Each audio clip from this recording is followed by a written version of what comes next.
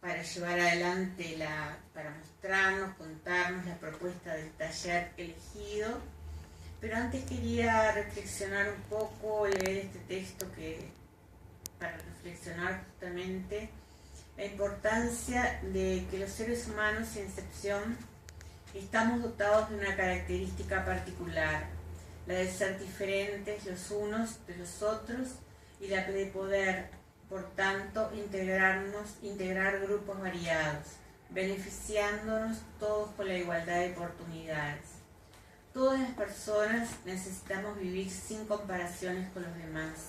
Necesitamos ser aceptados por los que somos y por lo que podemos ser. Y justamente el taller elegido es un taller que se podría decir un taller inclusivo.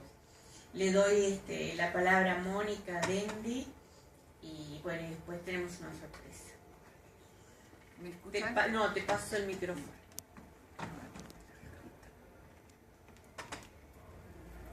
Ahí está. Bueno, muchas gracias, buenas tardes a todos. Yo soy una de las dos coordinadoras del taller literario elegido. Mi compañera Silvia Iroldi en este momento está fuera del país. Se quedó con mucha pena por no poder asistir, pero bueno, aquí estoy yo. Les cuento un poquito que el taller elegido funciona en la Unión Nacional de Ciegos desde el año 2011. En el país hay aproximadamente 150 talleres literarios. Cada uno tiene su impronta, algunos están dedicados a la lectura, otros lectura y escritura, otros escritura. El nuestro nació con un perfil propio muy claro. La propuesta que llevamos a la institución fue de trabajar directamente con las personas ciegas o de baja visión. Es bueno, creo, señalar que cuando hablamos de personas ciegas, tenemos que referirnos a personas que nacieron ciegas, pero también algunas que han adquirido la ceguera a lo largo de su vida. Y esto es muy importante porque la edad al que se adquiere la discapacidad nos condiciona para saber qué memoria visual tiene esa persona en su experiencia. Y cuando hablamos de personas con baja visión, quizás ustedes en la calle han encontrado personas que van caminando y se desplazan con un bastón verde. El bastón verde es una identificación de la baja visión. Son aquellas personas que aún usando lentes apropiados, los lentes correctores, aún así tienen una visión deficiente que les impide realizar una tarea. A muchos de ellos les quedan remanentes de luz. Pueden ver formas, pueden ver colores a veces, pueden detectar la luz de un semáforo, pero hasta allí, o un poco más. Es muy variado entonces el panorama. Con ese público es con el que nosotros comenzamos a trabajar en el 2011. Primero empecé a trabajar yo, después vino Silvia del exterior, se nos sumó y la coordinación la hacemos conjunta en el programa que diseñamos para el año y después en las semanas nos intercambiamos el trabajo. ¿Cómo trabajamos nosotros? Cuando llega un tallerista nuevo, lo primero que tenemos que ver es qué discapacidad tiene, si es una persona ciega o una persona de baja visión. Y le preguntamos qué formato de lectura prefiere. Y entonces aquí nos encontramos con que algunas personas leen braille, otras personas que tienen baja visión dicen, bueno, yo leo en macrotipo. Y yo traje acá para que lo vean y tomen conciencia. Los compañeros les digo, acá compañeros de UNCU, de la Unión Nacional de Ciegos, les digo que en mi mano tengo una muestra de una hoja escrita en braille. Y tengo aquí una hoja, todas dicen lo mismo, ¿verdad? Es la biografía de la escritora Virginia Woolf. Una hoja que está impresa en tamaño tipo 12 de letra, que es el formato común que usamos nosotros. Pero para las personas con baja visión, usamos impresión en formato tamaño 26 en negritas. ¿Bien? Entonces, primero aclaramos eso, qué material necesita, y sucede que hay personas que nos dicen, bueno, mira, yo soy ciega, pero no sé leer braille. ¿Puedo quedarme al taller? Pues claro que sí, porque ahí funciona la escucha atenta. De hecho, tenemos un compañero que él dice soy analfabeto en braille, a pesar de que es una persona brillante, pero él dice así, soy analfabeto. Y sin embargo, hace 6 años que viene al taller y puede seguirlo e interactuar perfectamente con la escucha. Entonces, eso es en lo formal. Ahora, nosotros después de trabajar en el taller, al día siguiente, acostumbramos a enviar ese texto por email, porque prácticamente todos ellos manejan herramientas informáticas. Esto es muy importante porque les da una independencia tremenda. Entonces, el archivo debe estar en Word para empezar. Cuando Silvia o yo buscamos un texto para trabajar, tenemos que buscarlo en un formato Word. Cuando no lo encontramos en internet lo tenemos que escribir, lamentablemente, ¿no?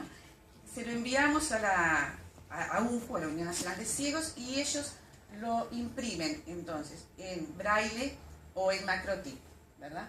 ¿Y qué pasa? ¿Por qué lo enviamos por email? Ustedes dirán, son personas ciegas. Porque ellos manejan un programa, tienen un software de lector de pantalla que se llama JAWS, J-A-W-S. Quiere decir que con una voz sintética tienen la reproducción del texto que habíamos trabajado y lo pueden releer todas las veces que quieran. Porque si algo también he aprendido es que se lee con los oídos. Yo cuando empecé en el taller tenía mucho miedo los primeros días, qué palabras emplear, porque dije, hay verbos que no puedo mencionar. Estaba asustada, no puedo decir mirar, no puedo decir el verbo ver, un montón de cosas así. Y después me di cuenta que eso está muy alejado de la verdad. E incluso los programas de televisión, acá los compañeros lo saben, cuántas veces ustedes dicen, ¿viste ayer tal programa? Entonces tenemos que hablar con normalidad, son personas como nosotras, tenemos que quitarnos esos miedos. Eso creo que es básico, que es un aprendizaje que tenemos que hacer. Y de eso se trata también la inclusión. Cuando muchas veces pensamos en inclusión, pensamos, me parece a mí, en eventos donde, bueno, viene alguna persona con discapacidad y entonces hay o formatos accesibles o hay medios de acceso físicos para las personas con discapacidad. En el Ejido la inclusión ha sido un poco a la inversa. Este surgió como un espacio para personas con discapacidad visual, únicamente. Y como a los 2 años por allí, el presidente que está aquí, Gabriel Soto, me dice, hay que abrir las puertas, porque esto tiene que ser algo social, ¿no? Hay que buscar la integración social. Y desde entonces es un taller inclusivo. La inclusión nuestra parte incluso desde la coordinación, porque mi compañera Silvia Iroldi es una persona ciega y ella puede guiar la lectura perfectamente, porque ella tiene su notebook, conecta un auricular y puede guiar la lectura y coordinar un taller como cualquier otro coordinador de talleres que haya en cualquier parte del país. La experiencia nuestra no se reduce solo al taller literario que funciona en Mercedes 1327, esquina Ejido, aquí a unas cuadras. Nosotras nos presentamos con un proyecto de alcance nacional al fondo concursable y el año pasado, en el 2015, recorrimos 5.762 kilómetros llevando talleres literarios a lo largo del año, desde marzo hasta noviembre. Estuvimos en Rivera, en San José y en Maldonado. Y la propuesta allí fue, sí, talleres inclusivos, pero además de la discapacidad visual, anexamos la discapacidad motriz, porque teníamos en mente las personas que no pudieran sostener un libro en sus manos. Para sorpresa nuestra, las personas con discapacidad motriz que acudieron tenían todos problemas de traslado, para caminar, no para sostener un texto. Encontramos, voy a empezar en este caso al revés, por las debilidades. Las dificultades en el interior fueron más que nada logísticas. Las personas con discapacidad necesitan apoyo para el traslado. No todos tienen independencia suficiente para concurrir solos a los eventos. Acá tengo compañeros que asisten al taller en Montevideo, pero son todas personas rehabilitadas, todas personas que están acostumbradas a moverse solos. En el interior el panorama es un tanto diferente. Lo que así, ahora pasamos a lo positivo. tanto en Montevideo como en el interior, encontramos algo que voy a compartir. Ustedes mencionaron varias veces que el público estaba contento, dijeron ustedes. Y yo había pensado comentar que nosotros notamos siempre alegría. ¿Por qué? Porque las personas con discapacidad visual, que es la mayoría de quienes han ido a nuestros talleres, encuentran, sobre todo en el interior, que no tienen espacios que los contengan. Entonces nos daban las gracias, que a nosotros nos daba un poco de pudor, ¿no? Pero nos daban las gracias por estar ahí, porque nos decían, no hay eventos para nosotros. Ahora, ¿cómo es eso? ¿Una persona que viene al taller literario elegido no puede ir a otro taller? Sí. Y si acá hay coordinadores de talleres, yo les digo que sí, que abran las puertas. Puede cualquier compañero de los que asista a los talleres literarios nuestros inclusivos, puede ir a otro taller. Hay algunas pequeñas diferencias, que no es solo el formato. Por ejemplo, nosotros trabajamos con la dinámica que aprendimos en Kipus, que aquí tenemos a una docente, Alía Yen, que es una dinámica donde trabajamos siempre en círculo, ¿verdad? Con la lectura en voz alta, la lectura compartida. Nosotros nos hemos tenido que ajustar un poquito a las particularidades de nuestros talleristas. Entonces, por supuesto, siempre la lectura en voz alta es voluntaria, pero no todos los que leen braille tienen fluidez para leer.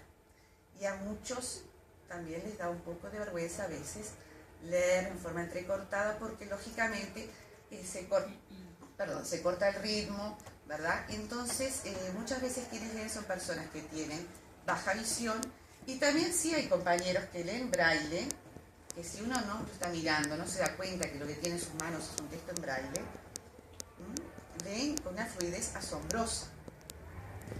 Entonces nosotros leemos y las coordinadoras, quien esté coordinando ese día, va a marcar cortes en el texto porque vamos a detenernos en algunos fragmentos, hacemos preguntas y vamos a interpretar el texto, porque no es clase de literatura, es un espacio de educación no formal. Aprendimos también que, sobre todo en el interior, la gente necesitaba hablar. Entonces, yo sé que Lía va a decir, siempre les enseñamos no dejen enfriar el texto en los cortes, es verdad. Pero les cuento, por ejemplo, en San José, el primer día damos la palabra en la rueda de nombres y un señor como de 70 años, empezó a hablar y no cortaba, no paraba. Yo ya estaba nerviosa porque no me daba espacio, no respiraba casi para poder cortarlo. Y después dije, no, está bien, este hombre necesita hablar, lo que está diciendo es interesante. Y todos lo escuchaban. Y eso pasó en casi todas las ciudades donde estuvimos.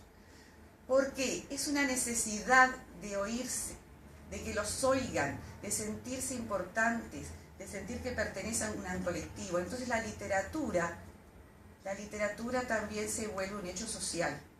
Y a nosotros nos parece que eso es muy importante, establecer vínculos en los talleres, que la persona, sobre todo la persona con discapacidad, se sienta cómoda. Cuando se siente entre pares, lo que le falta de la memoria visual se lo aporta a veces el compañero que le explica algo, que incluso en mi caso, no en el de Silvia, pero en mi caso, que no tengo esa discapacidad, me puede pasar casi sin darme cuenta de que acá el compañero puede no entender algo, y entonces entre todos lo explicamos, pero con una sencillez asombrosa. Y no es como de pronto pueden pensar ustedes, bueno, hay que detenerse en cada palabra para explicar qué es esto, hay que explicar el cielo, como decía recién el texto de Benedetti. No, porque estamos hablando de que casi todas son personas rehabilitadas y ya tienen experiencia de vida. Y si saben, aunque no lo hayan visto, que el verde, lo asocian que el verde está en el pasto, que el verde está en la copa de los árboles. Entonces no tenemos que detenernos en esos detalles. A veces sí, cuando hacemos en el texto hay alguna descripción, sobre todo de obras de arte. Nos pasó hace poco, ¿verdad, Cristina, con el cubismo?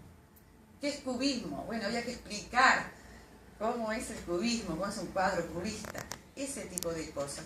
Pero es importante entonces saber de que podemos abrir las puertas de todos los talleres.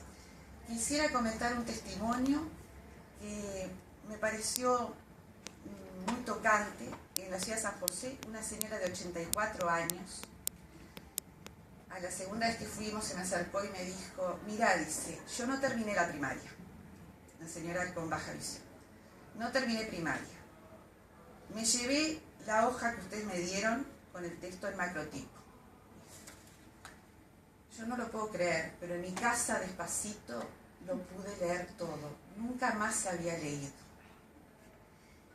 Eso nos emocionó mucho, pero saben que lamentablemente hemos encontrado en el interior muchas vivencias parecidas, de personas que se alejaron de la lectura. Estoy hablando de la lectura lúdica, de la lectura de ficción, ¿verdad? Literatura. Se alejaron a temprana edad y nunca más pudieron leer un cuento, un libro. Entonces el taller les devolvió eso, y además de devolverles la palabra. Cuando acá se nos pide que hablemos de experiencias exitosas, yo me quedé pensando, bueno, sí, de acuerdo al último censo del año 2011, hay alrededor de 55.000 personas con discapacidad visual en el país. Y estuve contando, no solo los talleristas que han pasado por Elegido estos años, talleristas con discapacidad por Elegido, sino también las ferias del libro que hemos hecho en el interior, los talleres en el interior. Llegamos a 75 personas. Dije, bueno, si 55.000 ocuparían el Estadio Centenario sacando la tribuna América y nosotros solo llegamos a 75, yo me voy a tener que levantar de esta mesa, porque eso no es exitoso, pero no lo voy a hacer. No. La semana pasada hice un relevamiento telefónico, llamé a las bibliotecas municipales, a 11 bibliotecas municipales. Hay 16, creo, una de ellas es de literatura infantil, que esa no la tomé en cuenta, y solo pude comunicarme con 11 de las otras 15. Todas tienen audiolibros. Les consulté cuántos usuarios con discapacidad visual van. Entre las 11 bibliotecas me dijeron que asisten 7 usuarios en el año. Entonces, nosotros lo multiplicamos por 10. No me parece que sea tan mal resultado. Y si el éxito se puede medir en algo más que los números, si se puede medir en impacto social, yo creo que una de las fortalezas de Elegido es que abrió como una punta de lanza un camino. Es el único taller de estas características. Es una muestra de lo que se puede hacer y ojalá se multiplique. Pero no quiero dejarlo solo con mi versión. Entonces a mi lado está Glicina Medina, una compañera que asiste al taller desde el año 2013. Glicina les va a contar un poquito su experiencia y quizás la de algún otro compañero. Glicina, ¿tenés el micrófono? Bueno, buenas tardes para todos los que están aprendiendo cosas de las cosas que se hacen a través de los libros, de la lectura. Yo creo que siempre leí, pero el estar en el taller protegido me amplió el panorama mucho más. Porque una cosa es leer en braille y otra cosa es escuchar que te lean, leer vos y bueno, como dijo Mónica, que cada uno participemos y después tener la lectura en nuestra casa para volverla a releer todas las veces que queramos, es muy importante. El taller es una satisfacción, como decía la compañera del Liceo 22. Nosotros disfrutamos, yo por lo menos disfruto y estoy segura que el resto también, porque es un compañerismo excelente.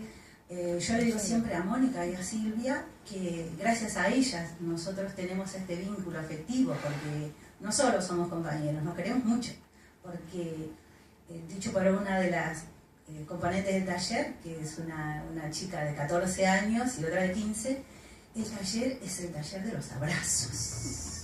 A partir de hace 3 lunes atrás dictaminamos que el taller era el taller de los abrazos, porque cuando llegamos nos abrazamos y cuando nos vamos tenemos que abrazarnos todos y lo hacemos. Y es un disfrute, es impresionante. Y bueno, y decirles que los cuentos, que están muy buenos, que también llevan escritorios para que participen con nosotros.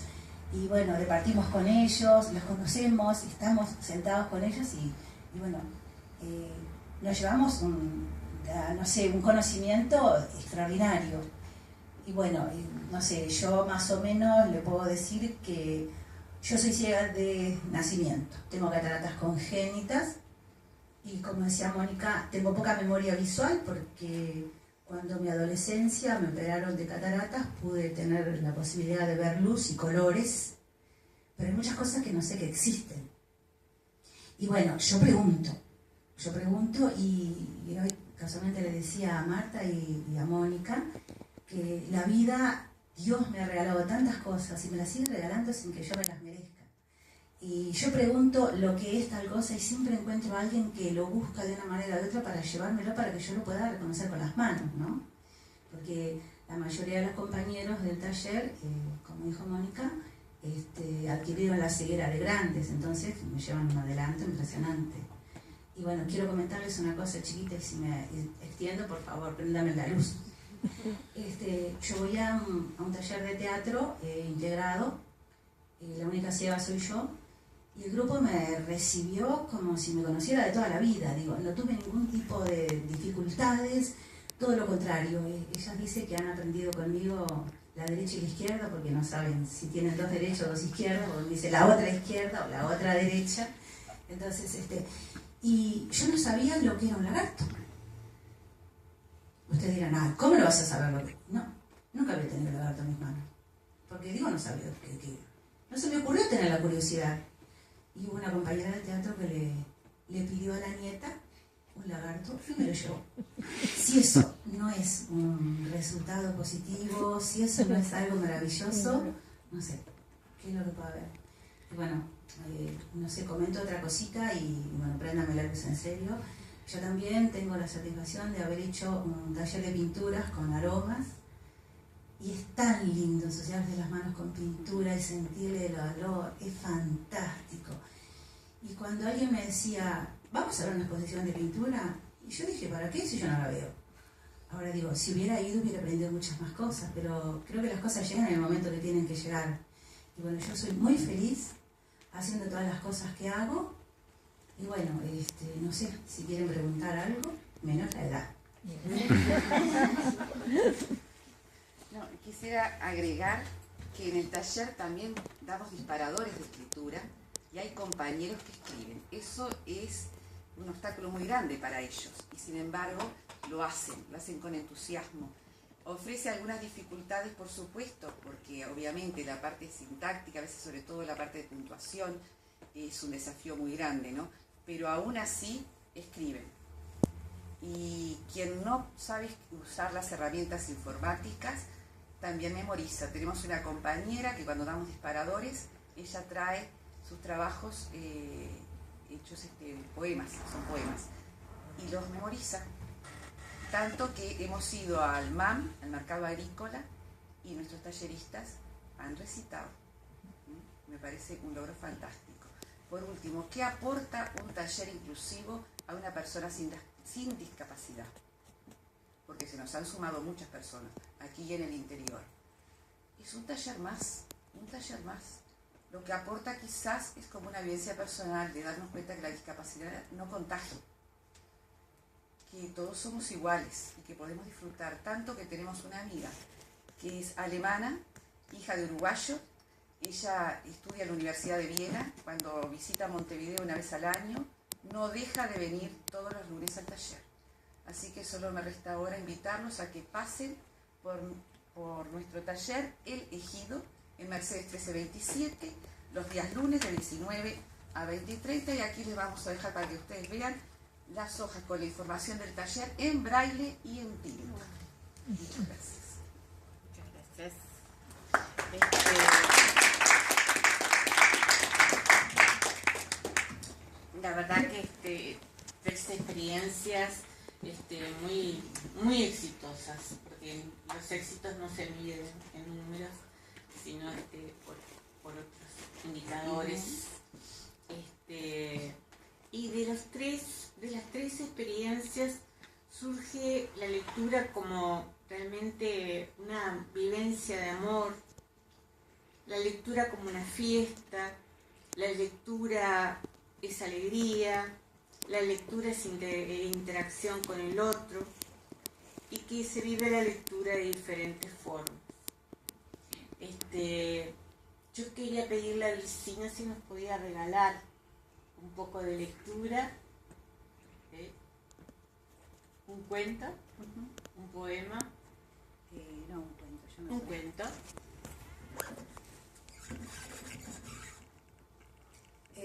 Los cuentos, yo también los aprendo a través del braille, los escribo para memorizarlos, porque después que escribo me acuerdo. Y hay uno que me gusta mucho y dice más o menos así. Pilar y Daniel bautizaron su hijo en la costanera y le enseñaron lo sagrado. Le regalaron una caracola para que aprendiera a amar el agua. Abrieron una jaula con un pájaro preso para que aprendas a amar el aire. Y también le dieron una flor de malbón para que aprendieras a amar la tierra.